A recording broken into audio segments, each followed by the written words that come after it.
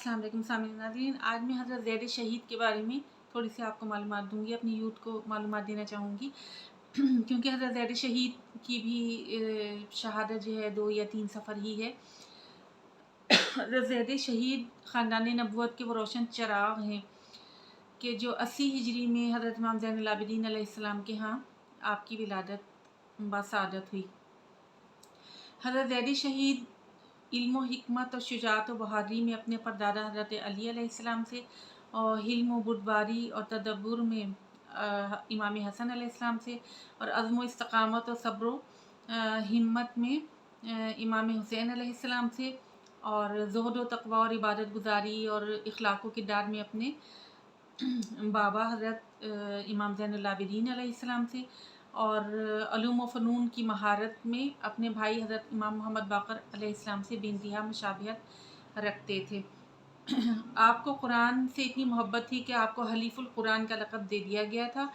और आपको उलूम कुरानिया में इतनी महारत हासिल थी। आयात का शान नज़ूल और तफ़सीर व तावील को अक्सर आप अपने दरूस में और ख़ुतबात में बयान फरमाया करते थे, और अपने ख़ुतबात में आप अमर बिल मारूफ़ नही अनिल मुनकर की अहमियत और मक़ासिद हुसैन पर भी रोशनी डाला करते थे।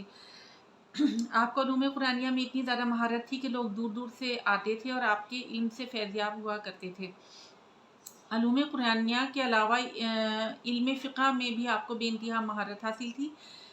यहाँ तक कि फ़क़ीह आले मोहम्मद का लक़ब भी आपको दिया गया। इसके अलावा बाकी उलूम दीनी और दुनियावी उलूम में आपको इतनी महारत हासिल थी कि आपको आलिम अहले बैत का लक़ब भी दिया गया। आपकी शख्सियत इतनी खूबसूरत थी कि लोग बहुत जल्द आपके गर्विदा हो जाया करते थे।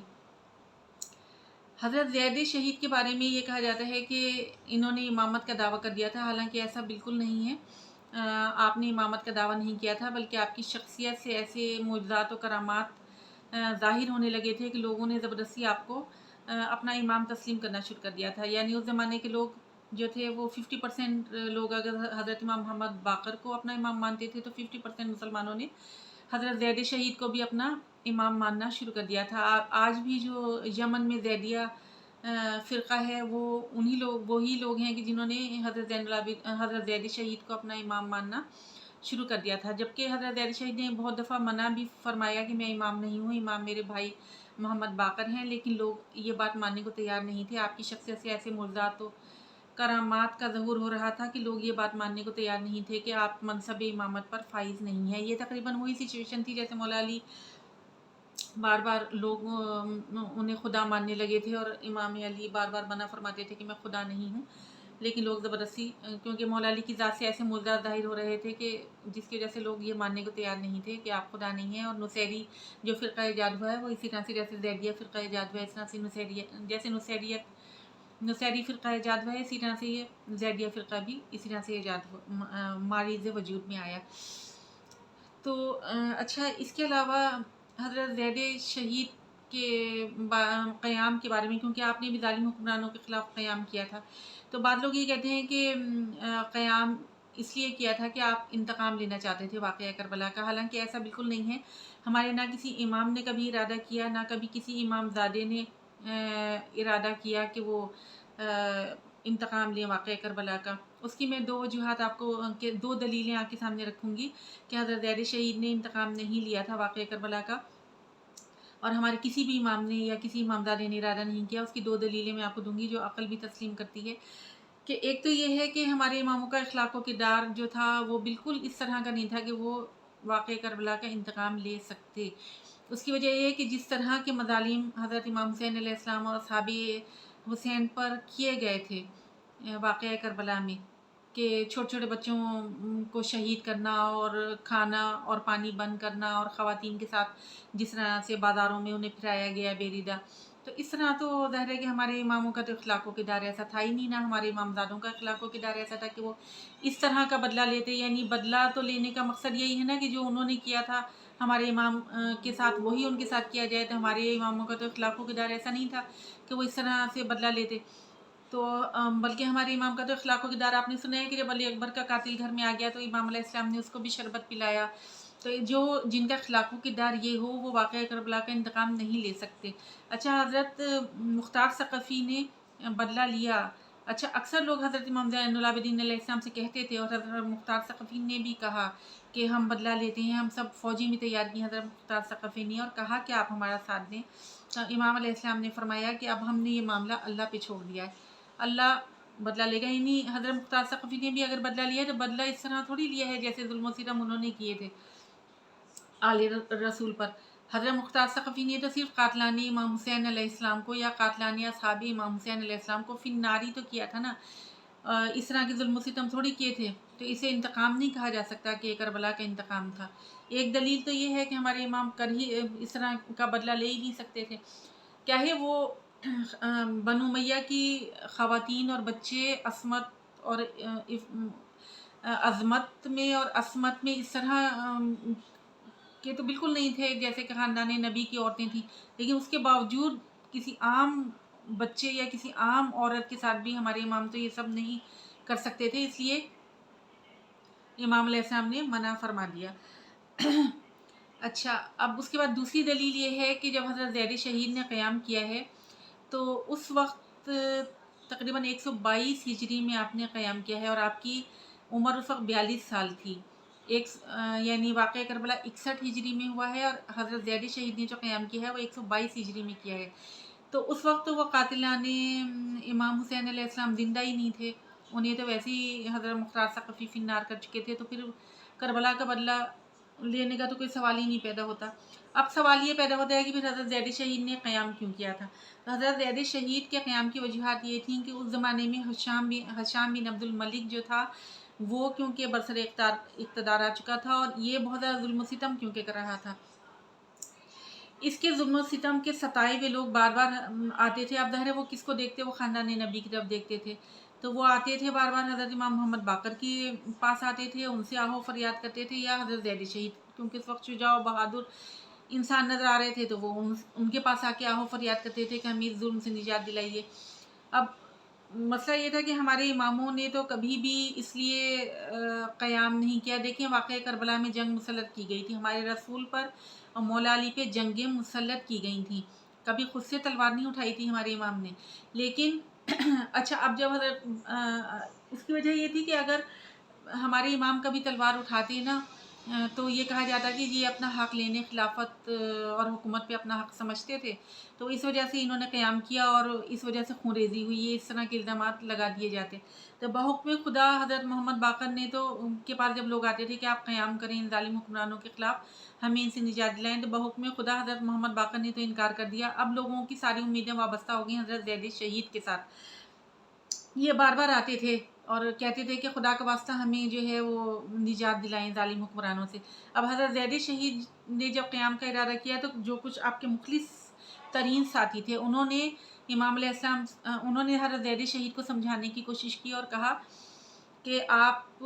دیکھ لیں، آپ کو پہلے آپ کے دادا حضرت امام حسین علیہ السلام کو بھی لوگوں نے اسی طرح سے کربلا بلایا تھا، اور اس کے بعد ان کا ساتھ چھوڑ دیا تھا، تو کہیں ایسا نہ ہو کہ لوگ اس وقت آپ کا ساتھ دینے کا وعدہ کر رہے ہیں اور پھر کہیں آپ سے دھوکے بازی نہ کریں اور آپ کا ساتھ نہ چھوڑ دیں، ظالم حکمرانوں کے خوف سے کہیں یہ پیچھے نہ ہٹ جائیں۔ تو اب حضرت زید شہید علیہ السلام کے پاس اب یہ کوئی راستہ اس طرح کا نہیں تھا۔ اگر آپ قیام نہ کرنے کا ارادہ کرتے تھے تو لوگ پھر آپ کو موٹیویٹ کرتے تھے اور کہتے تھے کہ آپ تو امر بالمعروف اور نہی عن المنکر کی اہمیت پر بہت زور دیتے ہیں، یعنی بالکل اسی طرح سے کہ جیسے امام حسین علیہ السلام کو خط لکھ کے بلایا گیا تھا نا کہ آپ یا امام آپ آ جائیں اور ہماری رہنمائی کر دیں، اور یزید ہمیں گمراہ کر رہا ہے، اگر آپ نہ آئے اور آپ نے رہنمائی نہ کی تو ہم تو آپ کے نانا سے شکایت کر دیں گے اور آپ کا دامن پکڑیں گے اور ہمارے اعمال کے آپ ہی ذمہ دار ہوں گے اور ہم آپ کی شکایت کریں گے خدا کے گھر جا کے اور رسول سے، اور اس طرح کی باتیں کیا کرتے تھے۔ اس طرح کے خطوط لکھ کے امام علیہ السلام کو بلایا گیا تھا۔ بالکل اس طرح سے حضرت زید شہید کو بھی موٹیویٹ کیا جاتا تھا اور لوگ یہ کہتے تھے کہ دیکھیں آپ تو امر بالمعروف اور نہی عن المنکر کے بڑی اہمیت کو بیان کرتے ہیں، تو اب یہ ظالم حکمرانوں کے خلاف آواز احتجاج بلند کرنا، مظلوموں کی داد رسی کرنا، مظلوموں کی حمایت کرنا، مظلوموں کے لیے قیام کرنا، یہ بھی تو امر بالمعروف اور نہی عن المنکر کی ایک قسم ہے، اور اس طرح کی تعویلیں پیش کیا کرتے تھے اور اس طرح سے آپ کو موٹیویٹ کیا۔ جب آپ نے قیام کا ارادہ کر لیا تو اب یہ ہوا کہ ہشام بن عبد الملک اصل میں پہلے ہی سے بہت خوفزدہ تھا، کیونکہ حضرت زید شہید کی مقبولیت اتنی زیادہ عوام الناس میں بڑھتی چلی جا رہی تھی کہ اسے اپنا اقتدار خطرے میں نظر آ رہا تھا، اور یہ کیونکہ بہت شجاع و بہادر انسان تھے تو اسے ویسے ہی خوف تھا کہ کہیں آپ کے کہیں حضرت زید شہید جو ہیں وہ اس کے ہشام بن عبد الملک کے خلاف جو ہے قیام نہ کر لیں، لہٰذا اس نے بالکل اسی طرح سے پروپیگنڈا شروع کیا جیسے کہ مولا علی کے خلاف کیا جاتا تھا پروپیگنڈا، اسی طرح سے حضرت زید شہید کی شخصیت کو عوام الناس میں جو مقبولیت آپ کی شخصیت کی تھی اس مقبولیت کو کم کرنے کے لیے اس نے پروپیگنڈا شروع کیا اور آپ پر کچھ جھوٹے الزامات لگائے گئے، اور اس کا ایک کوفہ کا حاکم اس وقت جو تھا یوسف ابن عمر تھا، جس کو اس نے کچھ جھوٹے مقدمات حضرت زید شہید پر قائم کیے، اور وہ ایک گورنر تھا، کوئی اس کے خلاف کوئی مقدمات تھے، اس میں گواہی کے لیے حضرت زید شہید کو زبردستی کوفہ بلایا۔ جب حضرت زید شہید تشریف لے گئے کوفہ، بعض روایتوں میں لکھا ہے کہ اریسٹ بھی کر کے لایا گیا تھا یا بہرحال زبردستی بلایا گیا۔ جب حضرت زید شہید تشریف لے کر گئے تو اس نے یہ کیا کہ بھرے دربار میں جو ہے آپ کے آباء و اجداد پر سب و شتم کیا، جس سے حضرت زید شہید جلال میں آئے اور آپ اٹھ کھڑے ہوئے اور آپ نے بنی امیہ کے حکمرانوں کے خلاف، ان کے مظالم کے خلاف ایک پرجوش تقریر کی، جس سے عوام الناس جو پہلے ہی تنگ آئے ہوئے تھے ہشام بن عبد الملک کے ظلم و ستم سے اور یوسف ابن عمر کے ظلم و ستم سے، وہ اٹھ کھڑے ہوئے۔ جب آپ دربار سے باہر تشریف لے گئے تو لوگ بڑی تعداد میں اہل کوفہ آپ کے ارد گرد جمع ہوئے، انہوں نے تلواریں اپنے نیاموں سے نکال لیں اور امام علیہ السلام سے حضرت زید علیہ السلام سے کہا کہ آپ فوراً ہی قیام کریں۔ حضرت زید شہید اب اس وقت جو ہے کیونکہ تیاری باقاعدہ قیام کی تیاری نہیں تھی، جنگی تیاری آپ نہیں کر سکے تھے، ابھی اچانک یہ قیام کی سچویشن پیدا ہوئی اور اہل کوفہ نے بہت زیادہ آپ کو انسسٹ کیا کہ آپ فوراً قیام کریں۔ جب آپ نے قیام کا ارادہ کیا تو ہشام بن عبد الملک نے بہت بڑی تعداد میں اپنی فوجیں جو تھیں وہ کوفہ بھیجنی شروع کر دیں، اور اہل کوفہ نے اپنا روایتی کردار ادا کیا کہ وہ ظالم حکمرانوں کے خوف سے وہ اپنے گھروں میں چھپ کر بیٹھ گئے اور انہوں نے حضرت زید شہید کو تنہا چھوڑ دیا۔ حضرت زید شہید کے پاس اس وقت کہتے ہیں کہ 313 یا بعض روایتوں میں 228 کی تعداد لکھی ہے کہ وہ اصحاب جو بہت سنسیئر تھے، جس میں اکثر جو تھے وہ خاندان بنی ہاشم اور خاندان نبی کے سے ریلیٹڈ لوگ جو تھے وہ رہ گئے تھے، اور کچھ اہل کوفہ جو زیادہ سنسیئر تھے وہ بھی تھے۔ تو ابو حنیفہ ایک اہل سنت کے عالم دین ہیں، وہ اپنی کتاب میں لکھتے ہیں کہ زید شہید کا قیام کرنا ہشام بن عبد الملک کے خلاف یہ بالکل جنگ بدر میں رسول خدا نے جو کفار مکہ کے خلاف قیام کیا تھا یہ بالکل اس سے مشابہت رکھتا ہے، اور ویسے یہ جو ہے قیام حضرت زید شہید یہ اصل میں جنگ خیبر میں رسول کے قیام سے بھی مشابہت رکھتا ہے، اس لیے کہ جنگ خیبر میں بھی یہ کہتے ہیں کہ ظالم یہودی جو تھے ان کے خلاف قیام کیا تھا رسول نے، کیونکہ وہ بھی اس طرح سے ظلم و ستم کر رہے تھے، جو مسلمان قافلے تجارتی قافلے جاتے تھے خیبر کی طرف تو وہاں اس طرح سے ظلم و ستم کیا جاتا تھا، اور اس وقت مظلوموں کی حمایت اور ظالموں کے خلاف قیام کیا تھا، یعنی ہمارے رسول صلی اللہ علیہ وآلہ وسلم نے کبھی بھی خود سے قیام نہیں کیا، جب جنگیں مسلط کی گئیں تو مولا علی نے اور رسول نے ہمارے بدلے میں تلوار اٹھائی ہے، لیکن جنگ خیبر کو کہا جاتا ہے کہ یہ واحد جنگ تھی کہ جس میں ظلم کے خلاف قیام کیا تھا رسول نے، اور اس وقت یعنی بہت تنبیہی خطوط بھی لکھے رسول صلی اللہ علیہ وآلہ وسلم نے یہودیوں کو، جب وہ ظلم سے باز نہیں آئے تو پھر آپ نے قیام کیا۔ تو حضرت زید شہید کا یہ قیام جو تھا وہ جنگ خیبر میں جیسے رسول صلی اللہ علیہ وآلہ وسلم نے بھی مسلمانوں پہ ہونے والے مظالم کے خلاف قیام کیا تھا، اس طرح سے آپ نے اس وقت کیونکہ مسلمانوں پہ بہت زیادہ مظالم ہو رہے تھے تو آپ نے اس کے خلاف قیام کیا۔ جب حضرت زید شہید نے قیام سے پہلے اپنے قیام کی جو وجوہات بیان کی وہ تقریباً وہی تھیں جو حضرت امام حسین علیہ السلام نے اپنے سفر کربلا سے پہلے جو اپنے مقاصد بیان کیے تھے وہی مقاصد آپ نے بیان کیے۔ آپ نے ظالم کے خلاف آواز احتجاج بلند کرنا اور مظلوم کی حمایت اور ظالم قوتوں کے خلاف عزم و استقامت کے ساتھ ڈٹ جانے اور امر بالمعروف اور نہی عن المنکر کی اہمیت پر آپ نے زور دیا۔ کہتے ہیں 2 یا 3 صفر کی تاریخ تھی کہ جب یہ اس کو عاشورہ ثانی بھی اس لیے کہا جاتا ہے کہ اس دن بھی خاندان نبی کے بہت سارے نوجوانوں کو کیونکہ بہت بے دردی کے ساتھ ظالموں نے شہید کیا تھا، اور اسی میں حضرت زید شہید کی بھی کیونکہ شہادت ہوئی، تو اسے عاشورہ ثانی کہا جاتا ہے۔ یہ وہ مظلوم نبی زادے ہیں کہ جنہوں نے جب سے آنکھ کھولی تو آپ نے اپنے مظلوم والدین کو کوفہ، کربلا اور شام کے مصائب پر گریہ کرتے ہوئے دیکھا۔ آپ نے کبھی اپنے مظلوم ماں باپ کو مسکراتے ہوئے نہیں دیکھا۔ آپ نے ہمیشہ غم و اندوہ کی ایک کیفیت کو اپنے گھر کے اندر دیکھا۔ تو یہ وہ مظلوم نبی زادے ہیں کہ زندگی بھر کربلا اور شام کے مصائب پہ اپنے مظلوم والدین کے ساتھ گریہ کرتے رہے، اور پھر آخر میں بالکل اسی طرح سے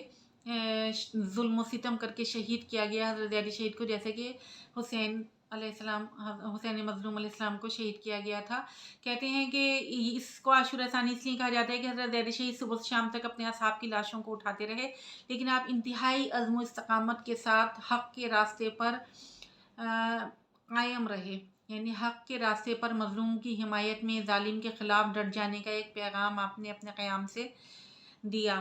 آپ کے ساتھ اتنا ظلم کیا گیا کہ آپ کے سر کو بھی جسم اقدس سے اسی طرح جدا کیا گیا جیسے کہ امام حسین علیہ السلام کے سر اقدس کو آپ کے جسم مبارک سے جدا کیا گیا تھا، اور تشت میں رکھ کے آپ کے سر کو اسی طرح سے پیش کیا گیا حشام بن عبد الملک کے سامنے، جیسے امام حسین علیہ السلام کا سر جو تھا وہ ابن زیاد کے سامنے پیش کیا گیا تھا، اور حشام بن عبد الملک ملعون نے اسی طرح سے آپ کے سر مبارک کی، آپ کے چہرہ اقدس کی بے حرمتی کی، جیسے کہ ابن زیاد نے امام حسین علیہ السلام کے سر اقدس کی بے حرمتی کی تھی۔ اور اس کے بعد آپ کے جسد اقدس کو ایک درخت سے لٹکا دیا گیا، بالکل اسی طرح جیسے کہ حضرت مسلم بن عقیل کے جسد اقدس کو لٹکایا گیا تھا، اور کہتے ہیں کہ کئی سال اس طرح سے آپ کے جسم مبارک جو تھا وہ درخت سے لٹکا رہا، اور اس کے بعد پھر آپ کو آپ کے جسد اقدس کو نظر آتش کر دیا گیا۔